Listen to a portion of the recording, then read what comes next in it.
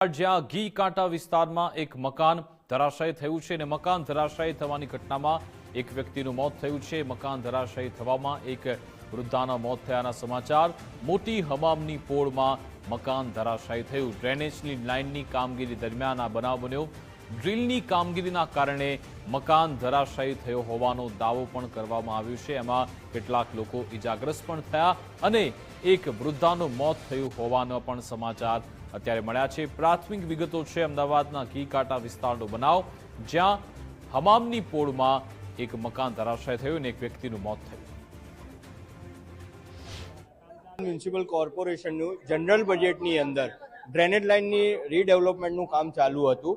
હિંમત જોશીનો ખાંચો નવતાણની પોળ ખાતે આની અંદર જે કામ ચાલતું હતું તે દરમિયાન મજૂરો દ્વારા જે ગટર લાઇન નાખવાનું કામ ચાલુ હતું તેના રસ્તાની અંદર આ એક મકાન જર્જરિત હાલતનું હતું। પણ ભૂતકાળની અંદર જર્જરિત હાલતની અંદર કોઈ પણ જાતની નોટિસ કોર્પોરેશન દ્વારા આપવામાં નથી આવેલી કે કોઈ પણ એવો જર્જરિતનો ખુલાસો ભૂતકાળમાં કે અત્યારે વર્તમાનમાં કરેલો નથી।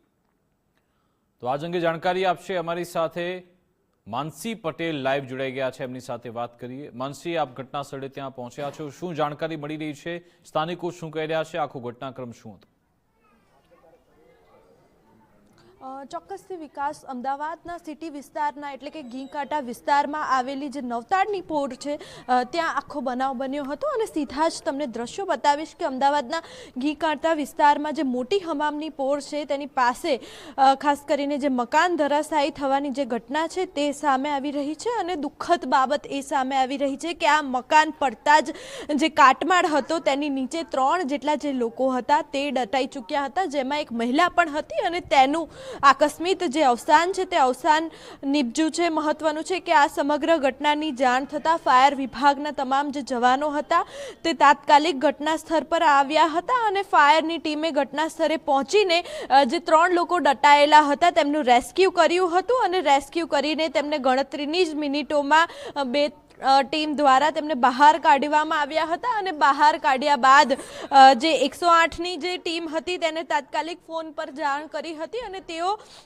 અસારવા સિવિલ હોસ્પિટલ ખાતે આ જે 3 ઈજાગ્રસ્તો હતા તેમને પહોંચાડવામાં આવ્યા હતા, પરંતુ ક્યાંક ને ક્યાંક તેમાંથી જે એક મહિલા હતી તેને સૌથી વધુ એટલે કે ગંભીર ઈજાઓ પહોંચી હતી અને ઈજાઓ પહોંચ્યા બાદ આ મહિલાનું હાલ તો કરુણ જે મોત છે તે મોત નીપજ્યું છે। બીજી મહત્વની બાબત એ સામે આવી રહી છે કે ઘટનાની જાણ થતાં જે પોલીસ વિભાગની જે ટીમ છે તે પણ ઘટના સ્થળે પહોંચી હતી અને બીજી તરફ કોર્પોરેશનના એસ્ટેજ વિભાગના જે અધિકારીઓ છે, કર્મચારીઓ છે તે પણ પહોંચી ચૂક્યા છે અને સ્થાનિક લોકોએ આ સમગ્ર બાબતે ખાસ કરીને એએમસી પર આક્ષેપ કર્યો છે કે કોર્પોરેશન દ્વારા જે ડ્રેનેજ લાઇન ખોદવાની જે કામગીરી હતી તે ચાલી રહી હતી અને આ કામગીરીના કારણે જ આ જે મકાન હતું તે મકાન પડી ગયું છે અને મકાન પડતા જ કોર્પોરેશનના 2 જેટલા જે મજૂર છે તે પણ ઈજાગ્રસ્ત થયા છે અને ઘરમાં હાજર જે મહિલા હતી તેનું હાલ જે મોત છે તે મોત નીપજ્યું છે। કોર્પોરેશનની જે ડ્રેનેજ લાઇનની જે કામગીરી છે તે ચાલી રહી હતી અને તેના જ કારણે ધ્રુજારી થઈ અને મકાન પડ્યું। મકાનનો પહેલા માળની વાત કરવામાં આવે તો પહેલા માળે જે ઉંમરલાયક જે માજી હતા તે રહેતા હતા અને તેમને જ ગંભીર સૌથી વધારે જે ઈજાઓ છે તે ઈજાઓ પહોંચી હતી। હાલ તો વાત કરવામાં આવે તો એએમસી દ્વારા અલગ અલગ જગ્યાએ જે ખોદકામ છે તે ખોદકામ કરવામાં આવી રહ્યું છે। હાલની વાત કરવામાં આવે તો અહીંયા સ્થાનિક લોકોનું જે ટોળું છે તે પણ જોવા મળી રહ્યું છે અને હાલ તો એએમસીના ખાસ કરીને ડીવાયએમસી પણ ખાસ કરીને આવી પહોંચ્યા છે અને જે સ્થાનિકો છે તેમની સાથે જે ચર્ચાઓ છે તે કરી રહ્યા છે। સ્થાનિક લોકો રજૂઆત કરતા પણ નજરે ચડી રહ્યા છે। ખાસ કરીને આપણે કેટલાક સ્થાનિકો સાથે વાત કરીશું।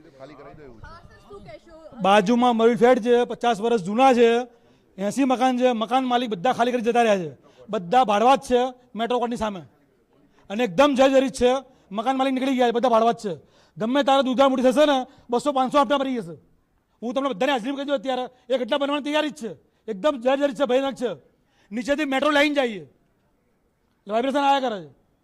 બાજુમાં મેરી ફેટ છે 8 માળના, 50 વર્ષ જૂના છે, બાકી મ્યુનિસિપાલિટી ખાલી નોટિસ મારી જતી રહી છે, કશું કરતા નથી અને ભયજનક થઈ જ વિઝિટ કરી લો, તમારે એન્જિન બોલાવી લો। મિર્જાપુર કોટાલી મજબૂતી તોડો છો તો આ તો 50 વર્ષ જૂનું છે। રજૂઆત એ જ કહીએ છે કે તાત્કાલિક એનો નિર્ણય લઈને ખાલી કરાવડાવો, ભયજનક છે, પિતાઓ નિર્દોષ મરી જશે.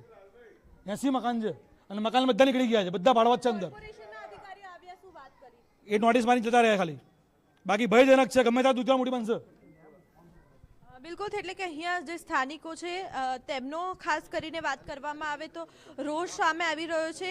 આપણી સાથે કોર્પોરેશનના અધિકારી છે, તેમની સાથે વાત કરીશું. સર, શું રજૂઆત કરી? ખૂબ જ ગંભીર ઘટના સામે આવી રહી છે. લોકો ક્યાંક ને ક્યાંક તંત્રને પણ આરોપ મૂકી રહ્યા છે કે અહીંયા ખૂબ જ ભયજનક મકાનો છે, પરંતુ કોઈ પ્રકારની કામગીરી નથી કરવામાં આવતી. અત્યારે જે આ દુઃખદ ઘટના બની છે એટલે સાઇટ વિઝિટ પર અમે આવેલા છીએ એવું છે. જે એમની રજૂઆત અત્યારે તાત્કાલિક અમને મળી છે એના ઉપર આગળ પગલાં લેવામાં આવશે. જે કાયદા અનુસાર જે પગલાં લેવાના છે તમામ લેવામાં આવશે. કેટલા મજૂરો હતા અને કેવી રીતે આ ઘટના ઘટી હતી એ અત્યારે તપાસ ચાલી રહી છે એવું છે. સ્થળ સ્થિતિ ઉપર આપણે જે જોઈ રહ્યા છીએ કે એક દિવાલ ધરાશાયી થઈ હતી. ત્યાં બાજુમાં જે નાની ગલી છે એ ગલીમાં જે 2 ફૂટના અંતરે ડ્રેનેજની કામગીરી કરવામાં આવી રહી હતી મેન્યુઅલી. કોઈ મશીન કે એવું વાપરવામાં આવેલું નથી. માણસો કોદાળીથી ખોદીને કામગીરી કરતા હતા. આ બનવાનું કારણ શું છે એનું રિપોર્ટ કરવામાં આવશે તપાસ કરીને.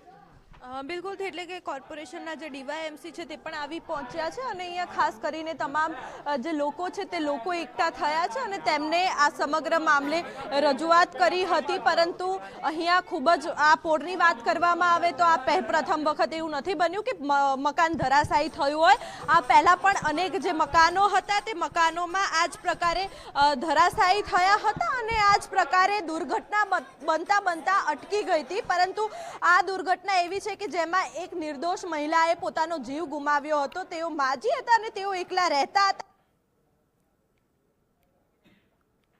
બિલકુલ, આભાર તમામ જાણકારી આપવા બદલ.